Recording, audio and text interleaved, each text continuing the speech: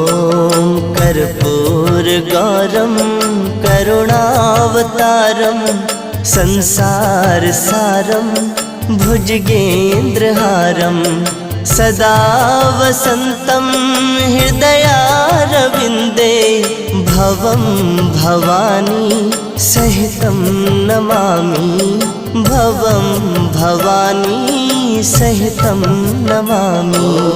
कर्पूरगौरं करुणावतारं संसारसारं